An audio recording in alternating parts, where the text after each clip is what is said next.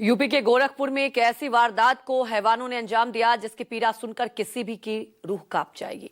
एक 14 साल की नाबालिग लड़की अपने ही दोस्त की हैवानियत को पहचान नहीं पाई।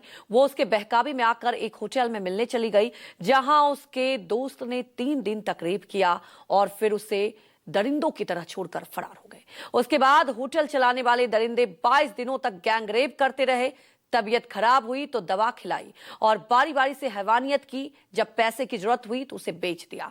जहां उसके साथ रेप हुआ उसके बाद भी मन नहीं भरा तो फिर वहां गए जहां बेचा था, वहां से लाकर गैंग रेप किया। और इतने दिनों तक गोरखपुर पुलिस की नाक के नीचे हैवानियत की हदें इसलिए पार हुई क्योंकि लापता लड़की को पुलिस खोज नहीं पाई।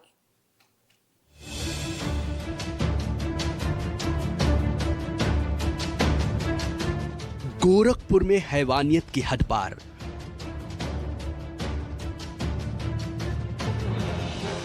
पुलिस रही लाचार, नाबालिग के साथ खौफनाक अत्याचार।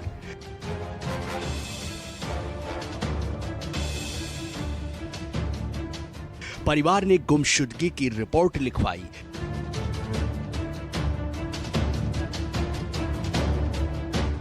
यूपी पुलिस 22 दिन तक नहीं खोज पाई।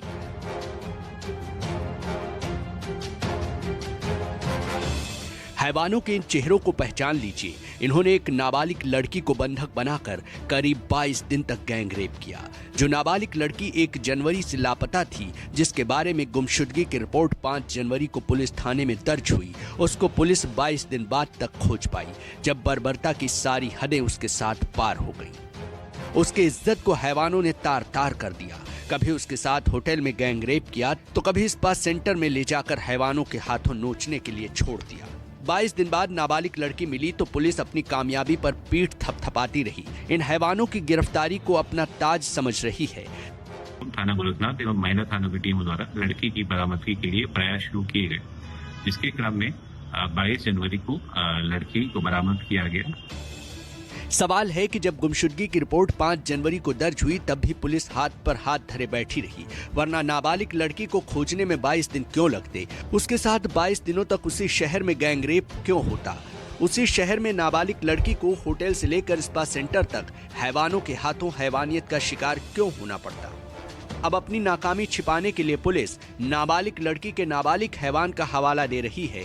पुलिस कह रही है कि लड़की ने उसके साथ इंस्टाग्राम पर दोस्ती की, उसके बहकावे में आकर होटल गई। ये बात ठीक है, पर सवाल है कि 5 जनवरी को जब गुमशुदगी की रिपोर्ट दर्ज हुई तब 22 जनवरी तक पुलिस क्या कर रही थी? क्या पुलिस को लड़की के सोशल मीडिया अकाउंट्स को खंगालने में 22 दिन लग गए? क्या उसके हैवान दोस्त तक पहुंचने में यूपी पुलिस की हाईटेक टीम को 22 दिन लगी?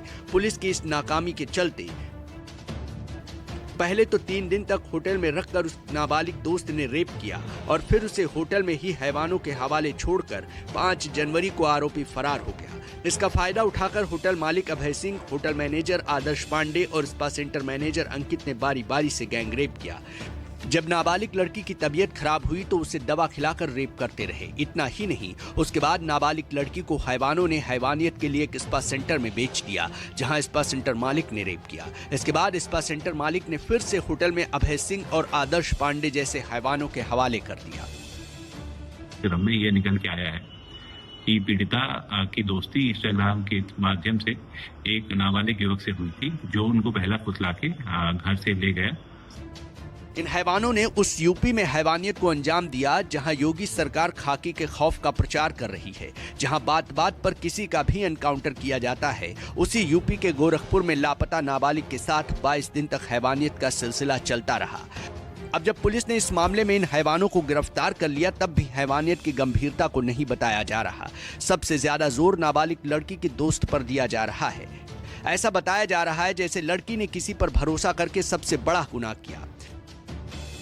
कितना शर्मनाक है, जब एक नाबालिग लड़की संकट में थी तब उसकी मदद करने की जगह हैवानों ने उसकी मजबूरी का फायदा उठाया, उसके साथ गैंग रेप किया। तबीयत खराब हुई, दवा खिलाकर बारी बारी से रेप करते रहे और फिर पैसे कमाने के लिए एक स्पा सेंटर में ले जाकर बेच दिया। स्पा सेंटर में बैठे हैवान अंकित ने भी अभय सिंह और आदर्श पांडे जैसे दरिंदों की तरह ही अपनी हवस को पूरा किया।